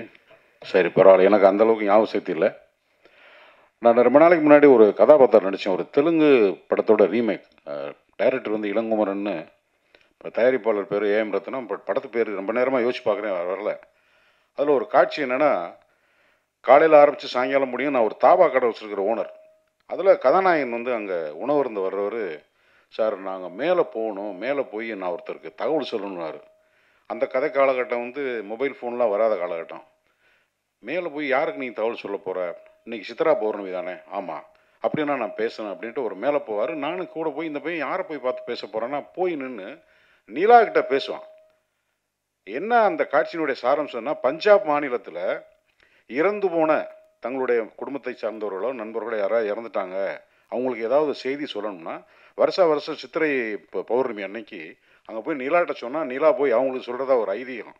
இன்றைக்கி இந்த நிகழ்ச்சியை நான் அப்படி தான் புரிஞ்சுக்கிறேன். நண்பர்கள்லாம் சேர்ந்து மணிக்கு வந்து அவருடைய இது பண்ணதுன்னு, மணியோட வந்து உட்காந்தோடனே மணியோட ஃபோட்டோ, எம்கே மணி மரணம் அடைஞ்சது, மெழுகுவத்தி ஏற்றுறது, மரணங்கள் வந்து நம்ம பாலை நிலா அவங்க சொன்ன மாதிரி தத்துவார்த்த ரீதியாக மரணத்தை பற்றி சொன்னாங்க.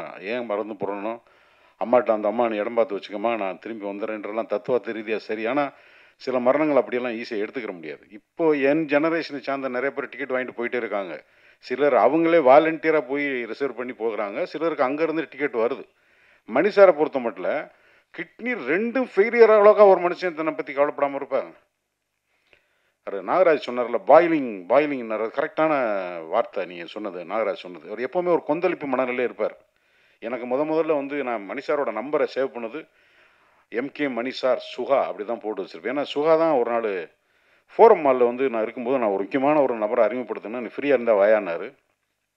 இந்த ஃபோரம் மாலில் அந்த தேட்டருக்கு மேலே இருக்க ஒரு ரெஸ்டாரண்ட்டில் போய் ஒரு 4 மணிக்கு ஆரம்பிச்சு நாங்கள் கிளம்பு மணி 8:30 ஆகிடுச்சு. அந்த அங்கே இருக்கிறவங்கெல்லாம் என்னடா வந்தாங்க, 2 பேரும் ஒரு 2 காஃபி குடித்தாங்க, 4 மணி நேரமாக உட்காந்துருக்காங்களேன்னு எங்களை சுற்றி வேடிக்கை பார்க்குற அளவுக்கு.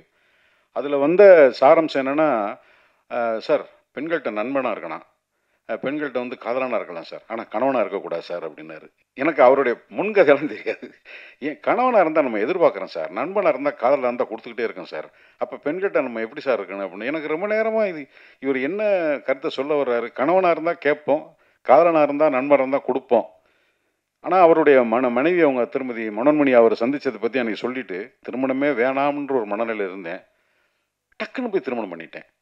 அதனால் இப்போ நான் நிறையா என் மனைவியை சிரமப்படுத்துகிறேன் சார், வாழ்க்கையை நடத்த தெரியல எனக்கு, வந்து அது குடும்பத்தை நடத்த தெரியல, அதனால தான் நான் சொல்கிறேன் கணவனாக இருக்கணும்னு சொல்லி ஒரே நாள் சந்திப்பில் கிட்டத்தட்ட சினிமாவை பற்றி அதை பற்றி இதை பற்றி எல்லாம் பேசி முடிச்சுட்டு அதுக்கப்புறமா சுகா சொல்லி தான் நான் வந்து ஃபேஸ்புக்கில் அவரை ஃபாலோ பண்ண ஆரம்பித்தேன்.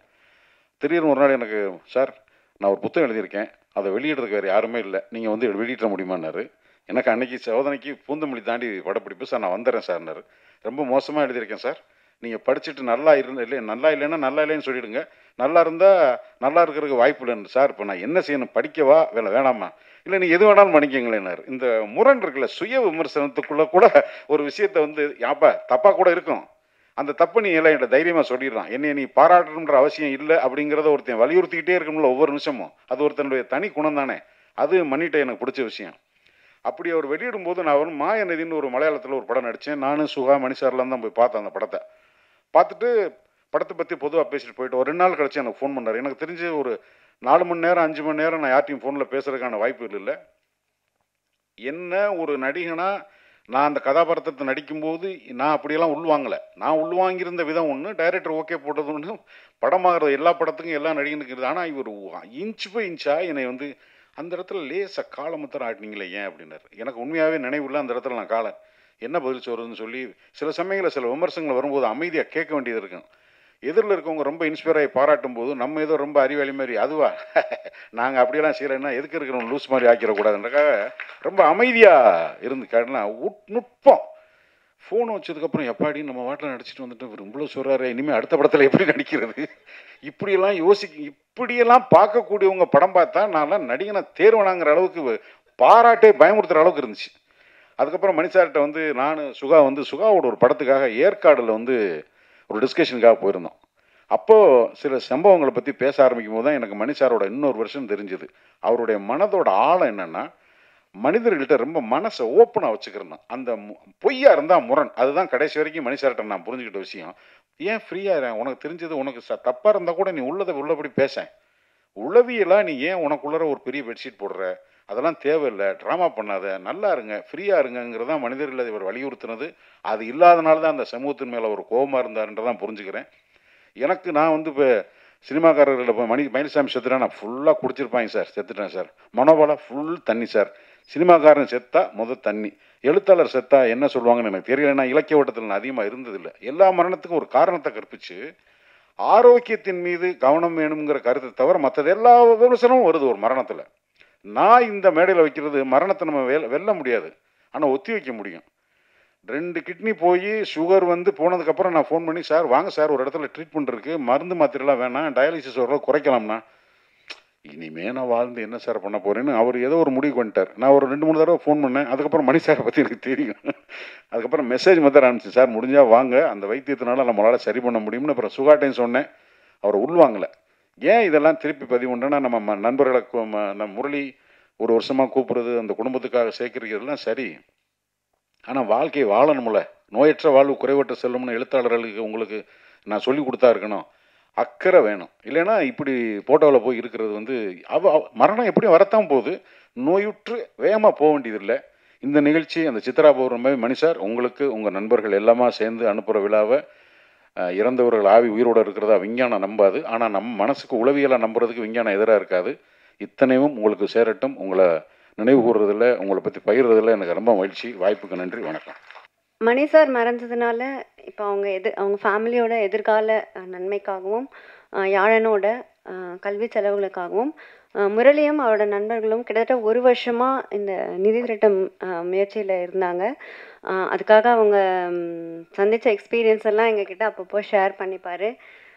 இன்றைக்கி அது வந்து ஒரு நிறைவுக்கு இது மட்டும் கிடையாது, நிறைவுன்னா இன்னையோட கிடையாது. பட் இன்றைக்கி ஒரு விஷயம் பண்ண போகிறோம் நாங்கள் எல்லாரும், நண்பர்கள் எல்லாரும் சேர்ந்து. இது வந்து எப்படி ஆரம்பிச்சதுன்னா, சுகா சார் வந்து மணி சார் மறைஞ்சதும் அவங்க ஃபேமிலியை வந்து கமல் சாருக்கும் மணி சாருக்குமான பந்தம் வந்து நமக்கு தெரியும். கமல் சாரை வந்து எந்த இடத்துலையும் விட்டு கொடுக்காம ரொம்ப ரொம்ப அவரை வந்து தூக்கி சுமந்தவன்னு சொல்லலாம். அந்த மாதிரியான ஒருத்தர் வந்து மணி சார் அவரோட அன்புனால. ஸோ அவரோட ஆஃபீஸ்க்கு கூட்டிகிட்டு போனப்போ அண்ட் முதல்ல வந்து யாழனுக்காக வந்து அவர் தான் வந்து கொடுத்து ஆரம்பித்து வச்சுருக்காரு. அண்டு முரளியோட வார்த்தைகளில் சொல்லணுன்னா, இதுக்கான விதை கமல் சார் போட்டது அப்படி தான் சொல்லணும். இப்போது நம்ம எல்லாருமா சேர்ந்து, நீங்கள் எல்லோரும் ஒரு ஸ்டெப் வாங்க, நம்ம வந்து யாழன்கிட்ட அந்த நிதியை வந்து ஒப்படைக்க போகிறோம். இதோட நம்ம வந்து இன்னும் 3 பேரை கூப்பிடுறோம். திரு கே பாலாஜி, திரு பிரசாத் அண்ட் திரு தாமோதரன் அவர்களையும் மேடைக்கு அழைக்கிறோம்.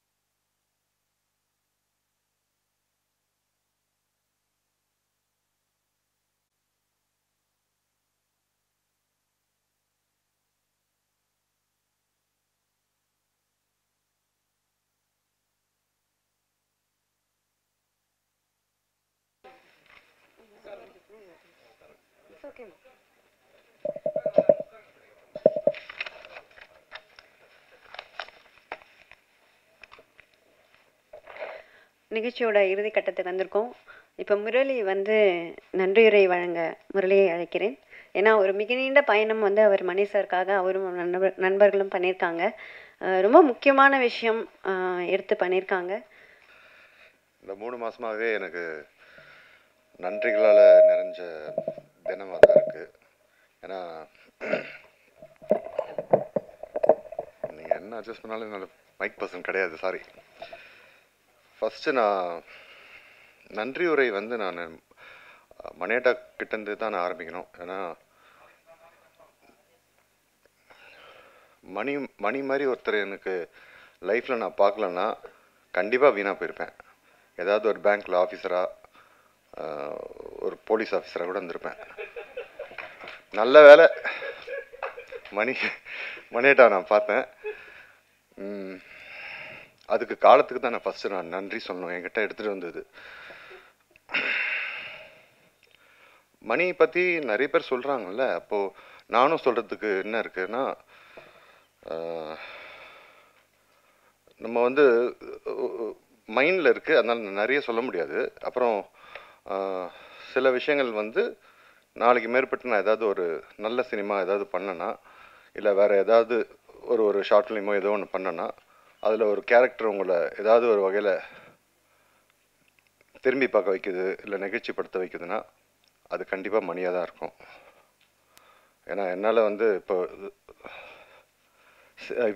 நான் மணியை வந்து 2 லைனில் சொல்கிறதா இருந்தால், இப்போ சினிமா பேரடைஸில் வர அந்த டோட்டுக்கு வர அல்ஃப்ரெடோ மாதிரி, இல்லைன்னா நாகராஜ் சொன்னார்ல ஜோர்பா த கிரீக், அந்த படத்தில் வர ஜோர்பா மாதிரி தான் எனக்கு மணி. இல்லை ரொம்ப நம்ம இதில் சொல்கிற மாதிரி இருந்தால் அன்பே சிவமில் வர நல்ல சிவம் மாதிரி தான் எனக்கு மணி. ஸோ நான் மணியட்டா பற்றி நான் நிறைய பேசுறதுக்கு ஒன்றும் இல்லை. என்னோடய அண்ணனை பற்றியோ அப்பாவை பற்றியோ பேசுறதுக்கு என்ன இருக்குது, அது சொன்ன மாதிரி இங்கே இருக்குது. அதனால் இப்போ நான் நிறைய டைம் எடுத்துக்க முடியாது, ஏன்னா ரொம்ப நேரம் ஆயிடுச்சு. இந்த 3 மாதத்தில் வந்து ஒரு பெரிய ஜேர்னி. ஒரு ஒரு ஒரு ஆரம்பிக்கும் போது ஒன்று சொல்லிட்டோம், இந்த மாதிரி உங்கள் சன்னுக்காக வந்து ஒரு ஃபினான்ஷியல் சப்போர்ட்டாக, ஒரு ஃபினான்ஷியல் ஹோல்டாக நம்ம வந்து ஒரு ஃபண்ட் ரைசிங் ப்ரோக்ராம் பண்ணணும். அப்படி பண்ணும்போது நாளைக்கு மேற்பட்டு அவனோட 20s 25ல் அவன் லைஃப் ஸ்டார்ட் பண்ணும்போது அது ஒரு ஃபினான்ஷியல் ஹோல்டாக மாறதுக்காக ஒரு கவசமாக அது இருக்கும் அப்படின்ற மாதிரி நம்பி பண்ணோம். நாங்கள் நம்புறது ஒரு மேட்டரே கிடையாது, அதை இத்தனை பேர் நம்பியிருக்கிறாங்க. இதில் ஒரு 112 பேர் இருக்காங்க. நீங்கள் கொஞ்சம் அனுமதிக்கணும். நான் ஜஸ்ட் அவன் பேரை மட்டுமாவது நான் வாசிக்கிறதுக்கு எனக்கு நீங்கள் கொஞ்சம் டைம் கொடுக்கணும்.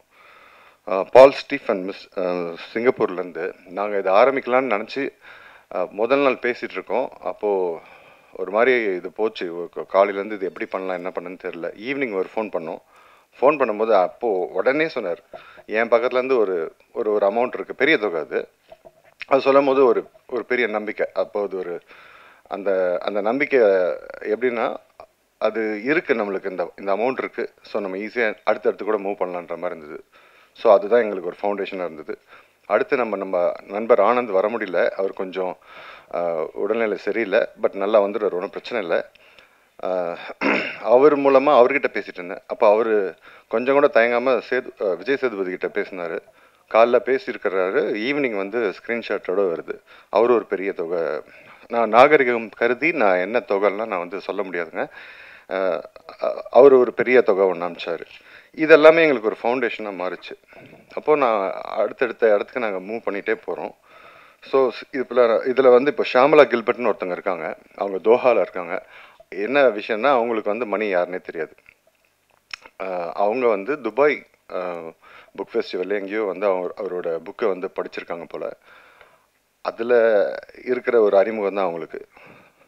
நம்ம ஃபேஸ்புக்கில் எழுதுனதுனால, அவங்க குழந்தையோட விஷயம்லாம் தெரிஞ்சதுனால என்கிட்ட இன்பாக்ஸில் வந்து இப்படி கேட்டாங்க. அப்புறம் நான் வந்து அதோட டீட்டெயில்ஸ்லாம் அனுப்பிச்சேன்.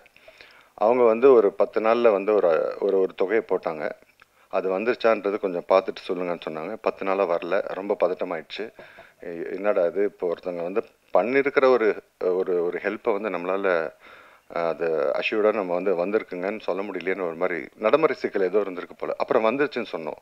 அவங்க மேஜிக்கலாக என்ன சொல்கிறாங்கன்னா, இல்லை நான் இது ரிமைனிங் இது வந்து இன்னும் கொஞ்சம் நாளில் வந்துடும் சார்னு சொன்னாங்க. அந்த ரிமைனிங் தான் அதை விட ஒரு பெரிய தொகையாக இருந்தது. நான் பெரிய தொகை சின்ன தொகைன்றதுக்காக சொல்ல வரல. ஒரு ஜூனியர் ஆர்டிஸ்ட்டு அவர் வந்து நான் சொல்லியிருக்கேன், சில பேர்கிட்ட நான் சொல்லியிருக்கேன். அதை அவங்க தீபா சொன்ன மாதிரி தான் அவங்கக்கிட்ட நான் சொன்னேன். இது சொல்லும் போது கொஞ்சம் கஷ்டம் தான், ஆழாமல் இருக்கணும். அவர் வந்து அன்றைக்கி சார் நான் ரொம்ப நாளாக போகிறேன் வரேன், சில நேரத்தில் காசு கிடைக்க மாட்டேங்குது, இன்றைக்கி எதுவும் கிடச்சிது சார், ஒரு 600 கிடச்சிது. நான் ஓல்டேஜ் கேரக்டர்ஸ் பண்ணுறேன் சார். இந்த மனுஷன் அப்பப்போ நான் பார்த்துருக்கேன், நிறைய மேடைகளில் பேசியிருக்கிறாரு, நான் பார்த்துருக்கேன். என்ன ஸ்டைலாக என்ன அழகாக இருக்கிறாரு. இவர் எப்படி சார் இவ்வளோ சீக்கிரம் போனார், என்னால் நம்பவே முடியல சார். அந்த ஆளுக்கு ஏதாவது பண்ணணும்னு நான் நினச்சிட்டே இருக்கும்போது கையில் காசு இல்லை. இன்றைக்கி வந்தது அந்த ஒரு பணம், இன்றைக்கி வந்தது. இன்றைக்கி காலைல டே ஷூட் போனேன், வந்தது. அதில் 600 கிடச்சிது சார். 300 ஃபேமிலி கொடுத்தேன், 201 ஒரு சாரி, இது மட்டும் அமௌண்ட்டாக சொல்லிட்டு தப்பாக எடுத்துக்காதீங்க. இது வந்து 2 மில்லியனுக்கு சமம், அதுக்காக சொல்ல வரேன். 201 நான் போட்டேன், மீதி ஒரு 100 நான் கோட்டருக்கு எடுத்துக்கிட்டேன் சார்னு சொன்னார். அது எந்த திசையில் இருந்தான்னு தெரில, அது அந்த திசையில் நான் பார்த்து காலை தொட்டு கும்பிட்ட மாதிரி இருந்தது, எனக்கு ஃபீலிங் அப்படி தான் இருந்துச்சு. நிறைய பேருங்க, குணா கந்தசாமி, கவிதைக்காரன் இளங்கோ, ராம் மகேந்திரா, தினேஷ் ராஜேஸ்வரி, பிரகாஷ், சிவசுப்ரமணியன், ஸ்ரீஜித், எழுத்தாளர் Latha Arunachalam, Joseph Raja, Vijay Subramanian, Manoharan, Azhagan Ilango, Pasupathiraj, Charles, Venugopal, Murugesan Arumugam, AR Venkatesan, Rajesh Santhanam, RS Rajavel, Vignesh Srikanth, Sushanth, RP Gurumoorthy, Singaravelan, Sivasubbaiyakumar, Lekha Ramasubramanian, K Shanmugam, Madhusudhanan, Praveen Prasanna, Damodaran, Lakshmi chemicals, Gopinathan, Balanagaprabhu, Chandra, Abinaya Srikanth, Jayamoorthy Subban, Manoj Babu, Moorthy Bala sir வந்து மணியேட்டனோட ஒரு 7th ஸ்டாண்டர்ட்லேருந்து அவரோட ஃப்ரெண்டு. 50 வருஷம் ஃப்ரெண்ட்ஸை தேடி கண்டுபிடிச்சோம். எம்ஜிஆர் கதைகளில் வந்து 127 படத்தில் 7 படம் நாங்கள் இன்னும் பார்க்கலன்னு ரொம்ப இப்போ கூட வருத்தப்பட்டார். 120 படங்கள் பார்த்துருக்காங்களா. லக்ஷ்மி சரவணகுமார் எழுத்தாளர், Nagarajan Mani, Vanmathi, Vinoth, Geethapriyan, John David, Peter, V Aravind, Velkannan, 4 முறை சொல்லிய வண்ணம் செய்த வேல்கண்ணன் நான் சொன்னேன். இன்னைக்கு அவர் டார்கெட் போட்டு இதுக்கு எங்களுக்கு ஹெல்ப் பண்ணார். செல்வம், செந்தில் ஜெகநாதன் எழுத்தாளர், பாண்டியன் சூரவல்லி இயக்குனர், Azharuddin, Sravan, Aditya, Bharathi professor Coimbatore, Newgen water solution, Karundhel Rajesh, Sivaraman. Karundhel Rajesh வந்து ரெஃபரல் கொடுத்தாரு, நிறைய பேர் சொல்லி ஒரு 4-5 பேர் போட்டாங்க. அந்த மாதிரியான ஒரு பங்களிப்பு கூட இதில் நடந்துச்சு.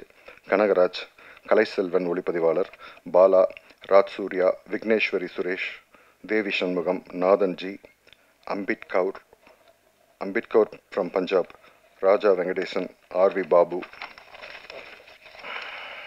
Vincent Xavier, Venky, Ravishankar, Akila Srivatsa, Akila Sridhar, Saravanan, Venkatesh, G Sundar, Naufil IRS, Prakash editor, Raja, Rajasekar, Saikumari, Johnson Paulraj, Sundar Rajan, Suresh Babu, Karthik Kambeeram, Krishnamoorthy, Arumozhi, Kalai Paramesh, Arumozhi from London actually, Bhaskar Sakthi sir எழுத்தாளர், நாகராஜன்,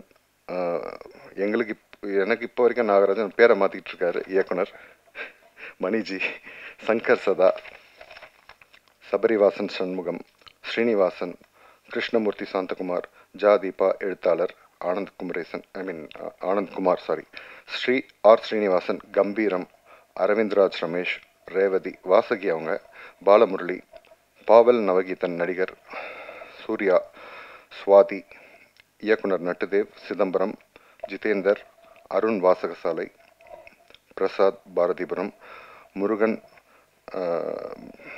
மணியின் நண்பர், சுமதி, வழக்கறிஞர் சுமதி மேடம், கார்த்திக் ஸ்வர்ணகுமார், அப்புறம் நான் கூட பண்ணேன். இப்போ என்னென்னா இவங்க எல்லாருமே வந்து ஒரு விஷயம் பண்ணியிருக்கிறாங்க. அது எவ்வளோ பெரிய ஹெல்ப் பண்ணுறது சான்ஸே இல்லை. அது உங்களுக்கு இப்போதைக்கு தெரியறதுக்கு வாய்ப்பே இல்லை. நாங்கள் பேங்க் அணுகுனதுக்கு அப்புறமா தான் எங்களுக்கே தெரிஞ்சுது இந்த மாதிரியான விஷயங்கள் வந்து ஒரு முதலீடு பண்ணும்போது அது நாளைக்கு மேற்பட்டு இவ்வளோ பெரிய விஷயமாக மாறும் அப்படின்றது. இது ஒரு விஷயம் இல்லை, வெறும் ஒரு நம்பர்ஸ் தான். நம்ம என்ன கலெக்ட் பண்ணியிருக்கிறோமோ, சாரி, இப்போ நான் நாகரிகம் கருதி என்னென்ன எவ்வளோ பேர் போட்டாங்கன்றது, எவ்வளோ அமௌண்ட் போட்டாங்கன்றது நான் சொல்லலை. பட் இது வரைக்கும் ஒரு 8.5 லட்ச ரூபா 8.5 வரைக்கும் கலெக்ட் ஆயிருக்கு. இந்த 8.5 எங்களுக்கு என்னன்னா, நான் பாலாஜி நாய்கிட்ட சொல்லிட்டு இருந்தேன், 8.5 தெரியல, ஒரு ஒரு ஒரு ஃபெலினியோட படம். மணிக்கு வந்து எல்லாமே வந்து வேர்ல்டு சினிமா லிட்ரேச்சர் இப்படி தான் வந்து வரும் போல் இருக்கு. 8 வந்து ரொம்ப நொண்டி அடிச்சுக்கிட்டே இருந்தது. 8:23 ஆச்சு. அப்புறம் மேடம் சுமதி மேடம் வந்து எவ்வளோ கரெக்ட் ஆச்சுன்னு கேட்டாங்க நேற்று. அப்புறம் நான் இந்த மாதிரி சொன்னேன், இந்த மாதிரி 8,23,000 அப்படின்னு. அவங்க தான் அந்த 8.5 மாற்றினாங்க. ஸோ இப்போ புக் ரிலீஸ் சம்மந்தமான விஷயமா அதுக்குண்டான நன்றியுரையாக இப்போ நான் சொல்கிறேன். ஃபஸ்ட்டு நாங்கள் வந்து இது வந்து வெறும் ஒரு நிதி சேகரிப்பான ஒரு விஷயமா தான் இருக்கும் போல் இருக்குன்னு நினச்சோம். ஆனால் இது வந்து ஏதோ கம்ப்ளீட் ஆகலைன்ற மாதிரி ஒன்று தோணுச்சு. அப்போ நான் சுகானாகிட்ட கொஞ்சம் ஒரு ஒரு ஒரு சஜஷனாக அவர்கிட்ட கேட்டாங்கன்னா, இந்த மாதிரி புக்கு ஏதாவது ஒரு 14 ஸ்டோரிஸ் கிட்ட இருக்குது, அது அன்பப்ளிஷ்டாக இருக்குது, அதை எடுத்துகிட்டு வர்றதுக்கு எப்படின்னா ரொம்ப ஷார்ட் டைமாக இருக்குது அப்படின்னு அவர் தான் சொன்னார். யோசிக்கவே யோசிக்காத, நீ வேடிப்பனை போய் பாரு, அவர் உனக்கு வந்து மேஜிக்கலாக அந்த புக்கை சொல்கிற டேட்டில் எடுத்துகிட்டு வந்துடுவாருன்ட்டு. எனக்கு அந்த மாதிரி இல்லை சார், அவர் ரொம்ப மறுக்கிறாருங்க. ஆனால் அவர் இல்லைன்னா இந்த டைமுக்கு இந்த புக்கு வந்திருக்க மாட்டேது ரொம்ப சந்தேகம்தான் எனக்கு. நாங்கள் வெளியில் வரும்போது நான் மண்ணிட்ட ஃப்ரெண்ட் பாலாஜி, வினோத், நாங்கள் 3 பேர் போயிருந்தோம். எங்களுக்கெல்லாம் ஒரே தாட் தான், ஒரே எண்ணமாக இருந்தது, அவர் ட்ரூ ஜென்டில்மேன். எனக்கு என்னமோ அது சினிமா இண்டஸ்ட்ரியில் அவர் தானு சார் சொல்கிற மாதிரி இந்த வேர்ல்டில் வந்து புத்தக வேர்ல்டில் வந்து வேடிப்பன் சார் சொல்லலாம்னு நினைக்கிறேன். ஸோ எங்களுக்கு அதை கைட் பண்ண சுகானனுக்கு நான் தனிப்பட்ட முறையில் நன்றி சொல்லிகிட்டே இருக்கணும். அது அவங்க சொன்ன மாதிரி தான், கமல் சாரை வந்து போய் மீட் பண்ண வச்சு அவர்கிட்ட ஒரு ஒரு ஒரு விஷயமா போய் அந்த செய்தியை சேர்த்து அந்த குழந்தைக்கு படிப்புக்கு வந்து முழுசாக பொறுப்பேற்றிருக்கிறதா அவர் ஒரு வாக்குறுதி கொடுத்துருக்கிறத வந்து எப்படின்னா, நான் யோசிச்சது தான், தனக்குன்னு எந்த ஒரு ஹெல்ப்பும் கேட்காத ஒருத்தர்கிட்டேருந்து வர்ற ஒரு அது உடனே நடந்தது அது. அதனால் அப்புறம் இன்னைக்கு அவரால் வரத்துக்கான வாய்ப்பு இல்லை. அவர் சொன்ன மாதிரி தான், அவர் ஊரில் இருந்தார்.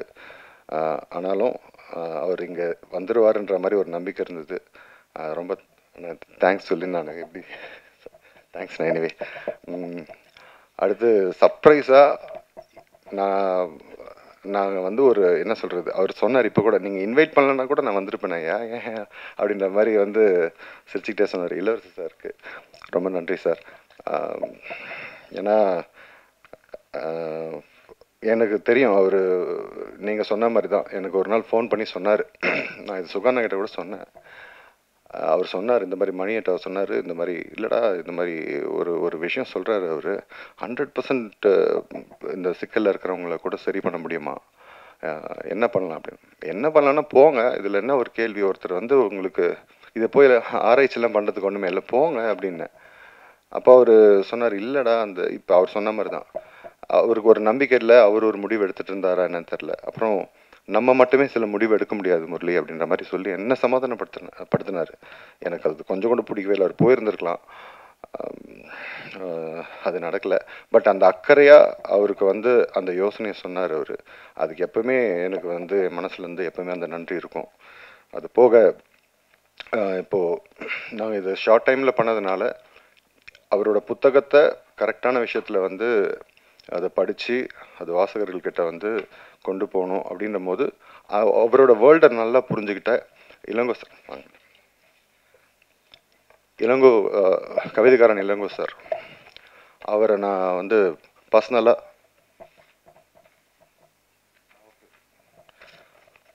பர்சனலாக வந்து நான் அது கூப்பிட்டேன். உடனே வந்துட்டு நான் படிச்சிடுறேன் முரளி, நான் படிச்சுட்டு நான் உடனே சொல்கிறேன்னாரு. அதில் ஒரு சில கரெக்ஷன் சொன்னார். நல்ல வேளை அவர் அதை சொல்லலைன்னா எனக்கு பெரிய சிக்கலாக இருக்கும். அது இங்கே சொல்லிக்கிறதுக்கான விஷயம் இல்லை. ஸோ ஒன்று படிக்கிறாங்க, அந்த வேர்ல்டில் போகிறாங்க, ட்ராவல் பண்ணுறாங்க, அதை கரெக்டாக டெலிவரும் இங்கே பண்ண முடிஞ்சது அவரால். ரொம்ப நன்றி சார். அப்புறம் தீபா மேடம்கிட்ட நான் அவங்க சொன்ன மாதிரி தான், நான் ஃபோனில் திடீர்னு என்னமோ கூப்பிடறதுக்காக ஃபோன் பண்ணேன், இந்த மாதிரி நிகழ்ச்சிக்கு வாங்கன்ட்டு. அவங்க வந்து ஆக்சுவலாக வந்து பேசுகிற ஒரு இதில் நாங்கள் அந்த மாதிரி ஒரு ஷெட்யூல் போடல. ஆனால் என்னமோ பேசிகிட்டே இருக்கும்போது சடனாக வந்துட்டு பேசாமல் நீங்கள் பேசுகிறீங்களா அப்படின்னு கேட்டேன். அவங்களும் வந்து உடனே சொல்லிட்டாங்க, நீங்கள் கொடுங்க, நீங்கள் உடனே பிடிஎஃப் அனுப்புங்கன்னு சொன்னாங்க. உடனே அனுப்பிச்சிட்டேன். இப்போ வந்து பேசிட்டாங்க.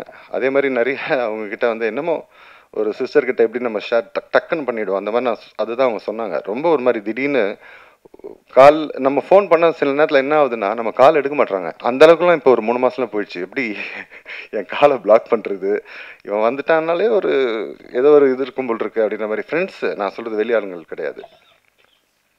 அப்போ சில விஷயங்கள்லாம் இருக்கும்ல, அது மாதிரி சில புலம்பல்கள். அது இதுன்னு காலையில் ஒருத்தர் மணிக்கு 30 வருஷம் தெரிஞ்ச ஒரு ஃப்ரெண்டு, அவர் வந்து ஃபோன் பண்ண உடனே அவர் என்னமோ எதையோ மிதிச்சிட்ட மாதிரி ஒரு ரியாக்ஷன் கொடுத்துட்டு, ஃபோனை இதுக்காகலாம் பண்ணாத மாதிரி சாரி அப்படின்னு சொல்லிட்டு வச்சிட்டார்.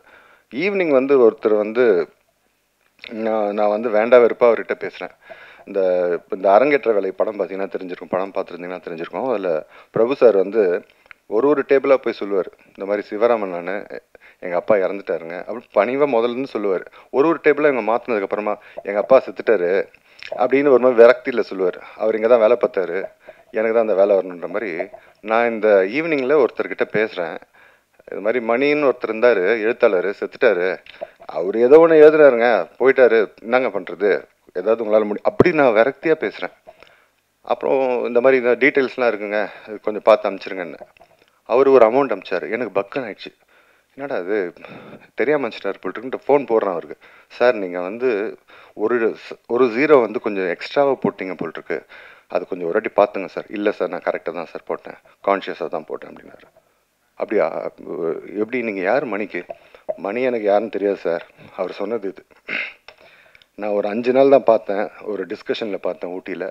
அதுக்கு முன்னாடியே எனக்கு மணி பெருசாக தெரியாது, அதுக்கப்புறமாவும் எனக்கு பரிச்சயம் கிடையாது. ஆனால் இந்த 5 நாளில் மணி என்னோட டோட்டல் லைஃபே மாற்றி விட்டார். ஒரு மாதிரி எனக்கு என்னோடய மைண்டை எல்லாமே ஓப்பன் பண்ணி விட்டாந்தாள் அப்படி. ஏன்னாங்க என்னாச்சு அப்படின்னு, இல்லை சார், என் தம்பி வேற ஒருத்தன் தான், அவனும் வந்து சினிமாட்டோகிராஃபி படிச்சுட்டு அதில் ஏதோ அவனுக்கு செட் ஆகலன்னு சொல்லிட்டு ஊபரில் டாக்ஸி ஓட்டிகிட்ருக்கான். அவனை பற்றியும் சொன்னேன், அவனையும் கூப்பிட்டு பேசினார். அவனும் அதுக்கப்புறம் வந்து சரியாயிட்டான். இந்த மாதிரி எங்கள் 2 பேருக்குமே அந்த ஆள் வந்து என்ன பண்ணார்னே தெரில சார். எனக்கு ரொம்ப அவர்னா வந்து எனக்கு ரொம்ப பிடிக்கும். அவரோட டெத் பெட் டைமில் என்னால் எதுவுமே பண்ண முடியல, ரொம்ப கில்ட்டியாக இருந்தது. நீங்கள் ஏதோ பண்ணுறது கேள்விப்பட்டேன், நான் ஏற்கனவே கேள்விப்பட்டேன், உங்கள் கால் எப்பயாவது வருமானு நினச்சேன், கரெக்டாக வந்துருச்சு. இன்னைக்கு மார்னிங் வேற ஒரு கால், ஈவினிங் வேற ஒரு மாதிரி. அப்போ நம்ம நம்பிக்கை இழந்த ஒரு டைமில் மனுஷங்க வந்து திரும்ப வந்து இந்த மாதிரியான இதில் வந்து கையும் கொடுக்குறாங்க. இது மாதிரி ஒரு கலவையான ஒரு ஒரு ஒரு ஜேர்னி தான் இந்த இதில் இருந்துச்சு. அதே மாதிரி நிறைய பேர் அந்த ரெஃபரல் சர்வீஸ், இப்போ நான் சொன்ன தாமோதரன் ஒருத்தர், அவருக்கு மணிக்கு வந்து பெரிய ஃப்ரெண்ட்ஷிப்லாம் எதுவும் கிடையாது. அவர் வந்து ஒரு 5-6 பேரை ரெஃபர் பண்ணார். அவங்கெல்லாம் சேர்ந்து தான் இந்த அமௌண்ட் வந்து அச்சீவ் பண்ண முடிஞ்சுது. இன்னொருத்தர் வந்து சினிமேட்டிக்காக இருக்கும் சொன்னால், ஆனால் அவர் அப்படி தான் சொன்னார், எனக்கு தெரியாது மணியை, ஆனால் வந்து மணி வந்து இந்த சொசைட்டிக்கு ஏதோ ஒன்று வந்து ஏதோ ஒரு ரைட்டராக ஏதோ ஒன்று பண்ணிட்டு போயிருக்கிறாருல, அதுக்கு ஏதாவது ஒன்று பண்ணணும். நாங்களாம் படிக்க கூட மாட்டோம் இத்தனைக்கும், ஆனால் அவங்கள தான் நிற்கிறாங்க எல்லா காலத்துக்கும், அதுக்கு ஏதோ ஒரு வேல்யூ இருக்குப்பா, நான் பண்ணுறேன் அப்படின்ற மாதிரி ஒருத்தர் சொன்னார். அந்த மாதிரிலாம் கூட இதில் வந்து சேர்ந்துருக்கு. ஸோ அப்புறம் வந்து மிஷ்கின் சார் வந்து இதை பார்த்தாருன்னா ஒருவேளை பயங்கரமாக நான் திட்டத்துக்கான வாய்ப்பு அதிகம். ஒருவேளை இதுக்கப்புறம் நான் அவரை பார்க்குறதே அவர் விரும்பாமல் கூட போகலாம். இருந்தாலும் நான் சொல்கிறது என்னோடய கடமை. மிஷ்கின் சார் வந்து அவர் இறந்த அன்னிலேருந்து இன்னைக்கு வரைக்கும் ரொம்ப அமைதியாக, ஆர்ப்பாட்டமே இல்லாமல், என்ன சொல்கிறது, ஒரு ஜென் துறவி மாதிரி அமைதியாக சில விஷயங்கள் பண்ணிகிட்ருக்காரு அந்த குழந்தைக்கும் அந்த ஃபேமிலிக்கும். அவருக்கு மணியட்டா சார்பில் என்னோட நன்றி. ஜெர்மனியில் இருக்கிறாரு அவர் சார், யூரோப்பில் இருக்கார், இல்லைன்னா அவர் இங்கே கண்டிப்பாக வந்திருப்பார், அவரால் வர முடியல. ஸோ அவருக்கு நன்றி. அப்புறம் யாரையாவது மேடையில் பேசின லாந்தர், அவங்களுக்கு நன்றி. அப்புறம் நிகழ்ச்சி தொகுத்து வழங்கின அகிலாவுக்கு நன்றி. யாராவது மிஸ் பண்ணியிருந்தானா மன்னிச்சுங்க, ஏன்னா நம்ம ஃபார்மலாக பேசி பழக்கம் இல்லை, அதனால் ஸோ சாரி. ரொம்ப தேங்க்ஸ் ஒன்ஸ் அகைன். மணி அவங்க ஃபேமிலி சார்பாக என்னோட நன்றியும் அன்பையும் நான் சொல்லிக்கிறேன். தேங்க்யூ.